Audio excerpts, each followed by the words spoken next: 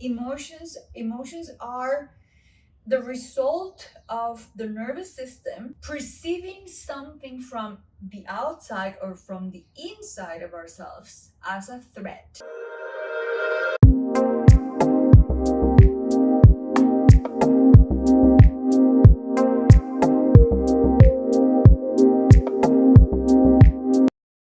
Hi, I'm so happy you're here with me.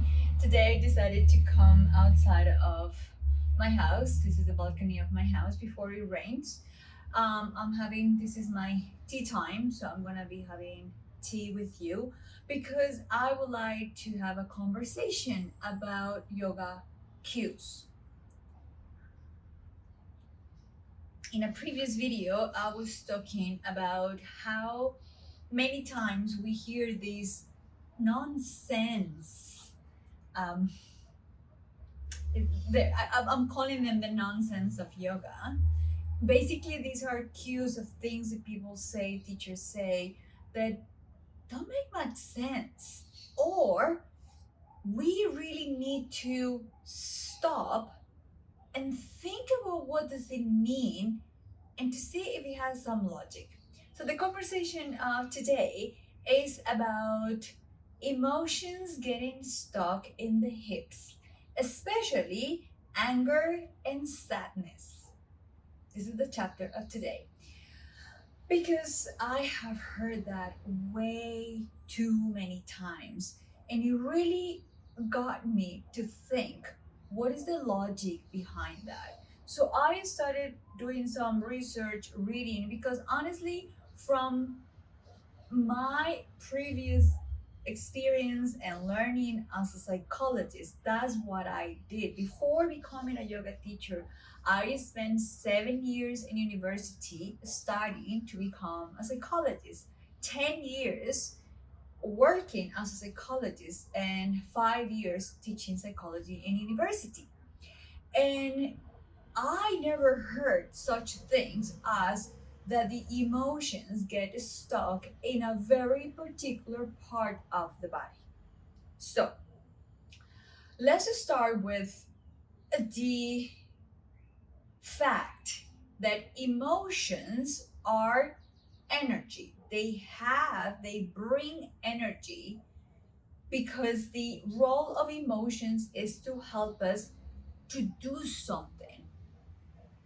Emotions are neither positive or negative. Emotions are emotions. Emotions are the result of the nervous system perceiving something from the outside or from the inside of ourselves as a threat.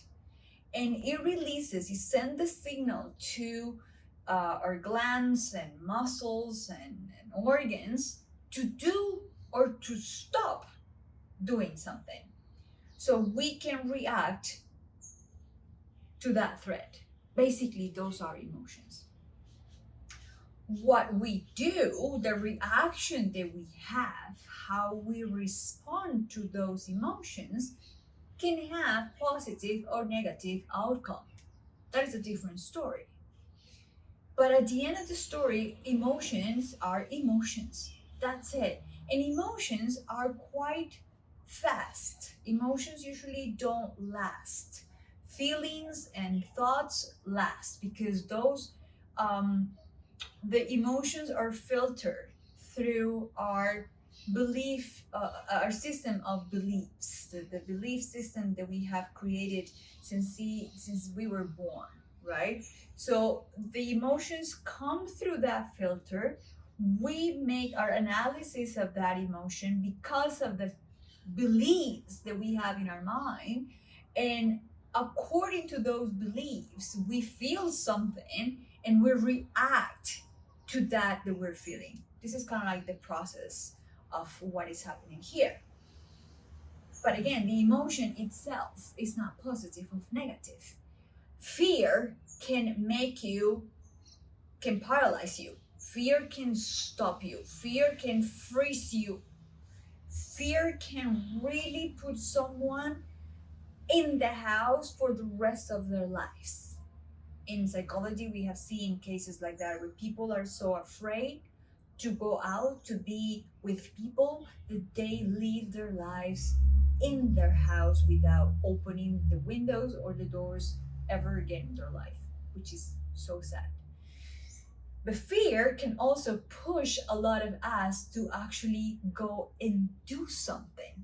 It actually pushes to close our eyes and jump into a cliff, close our eyes, sell everything that we have in the house, buy a one-way ticket, and leave and explore the world because we are so afraid of missing out that we actually do something, right? So fear is fear. For one person, the person was frozen in the house, and the other person closed the eyes and jumped in whatever the person was afraid of. So emotions are emotions. So that being said, the emotions, as I said, they are charged with energy. If we, for some reason, we don't allow that emotion to be expressed, or we have to suppress that um, expression of what we're feeling or we're experiencing, yes, we can start blocking that energy, creating blockages of energy that gets stuck somewhere. And eventually it starts coming out in many, many, many different ways. Call it a disease, call it insomnia, depression, anxiety, headaches, change of humor. There's so many psychological or diseases or conditions caused by psychological reasons, psychosomatic diseases. This is how they're called in the field. So the energy of that emotion is what actually gets stuck somewhere in the whole network, in the whole spider web like that we have inside of us.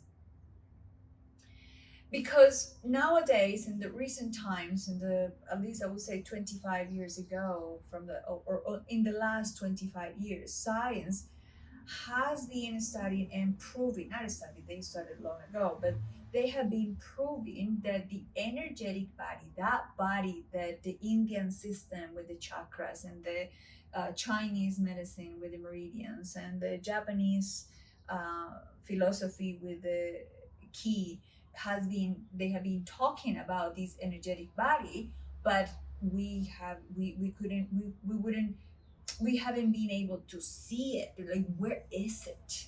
Well, lately, as I said, in the last 25 years, science has we have found out that that energetic body lives in the connective tissue, in those deep tissues that we have in our body, and especially in one type of connective tissue called fascia.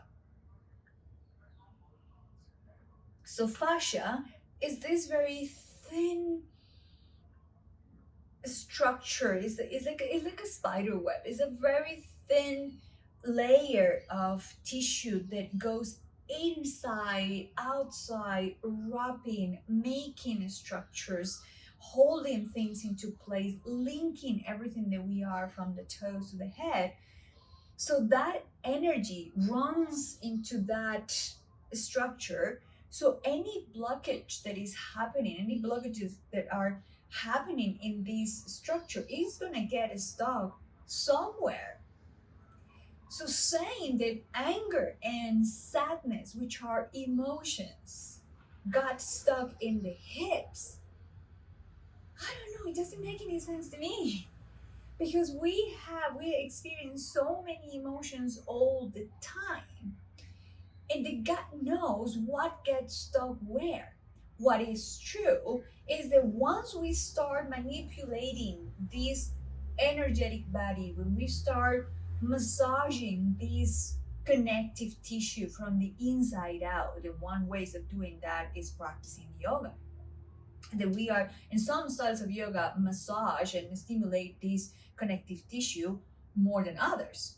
But when we're practicing, especially yoga, when we're taking the time to stress the body, to send that stress to the body, of course we are stimulating all these net of energy that we have in our body, that makes up the layer of energy that we are. So of course eventually something that is stuck somewhere is going to release. So no wonder why when we are practicing yoga, especially asana, but pranayama and meditation and kriyas also are yoga practices, and we can experience these releases by doing also these practices.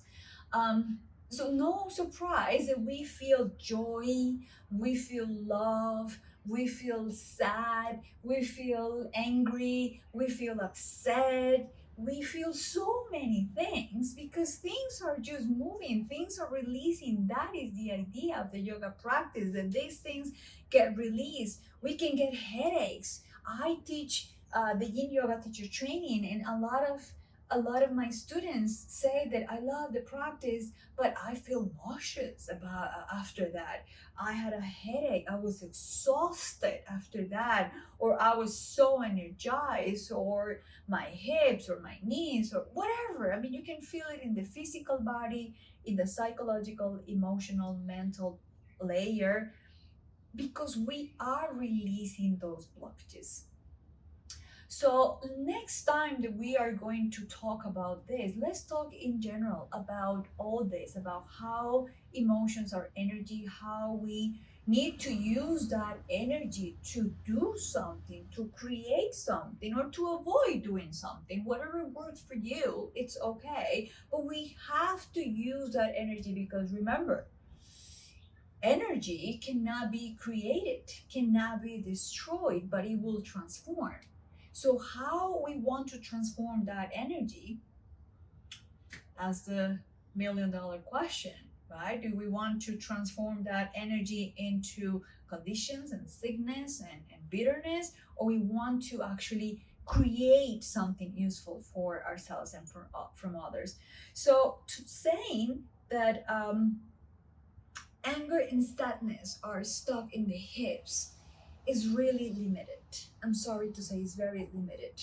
Now, to finish this conversation about emotions, yes, the hip joint is a very strong, tight joint. It is meant to be like this. It's in the center of the body. It's supporting 2/3 of a weight of the main organs and the torso and the skull and the spine. It has all this weight on top, and then it has this joint. Through these joints, it has to distribute the weight down to the legs. It has to support the crazy things that we do with our legs, with the feet. We're jumping with the ankle, they move so much. So of course it is there. It has to absorb the shock that comes up to the spine. So it has a very interesting work. So it has to be strong, it has to be tight. Therefore, it's surrounded by a lot of ligaments, a lot of tendons from all the muscles that are around the hip joint. The hip joint is a ball and socket joint that allows six type of movements in the body, and those movements require muscles to do these movements. So muscles have tendons. So of course we have a lot of connective tissue in the joints. So no surprise that some of these energy that gets stuck, it may get stuck in some of that connective tissue that we have around the joint. But it's not the only place where we have connective tissue. We have connective tissue everywhere. And not only anger and sadness get stuck. The energy of all emotions, as I said, can get stuck and can um, start some conditions in our bodies. So I hope this makes sense to you now, and I would love to hear. I would love to hear from you. I would like to know what other things you have heard in yoga classes that you're like, I don't know what you mean. As a yoga teacher, have you been repeating a cue just because that's what you heard from your teachers, but actually you never thought about What do they mean with this? Does it make sense what I'm saying? What is it that I want to communicate with this cue? If that is the case, please leave me that in the section of comments. I would love to read them, and I would love to keep making videos so we can keep having conversations. Enjoy your tea, your coffee, your juice, your water, whatever you are, and I will see you here in another conversation about decoding yoga cues. See you next time.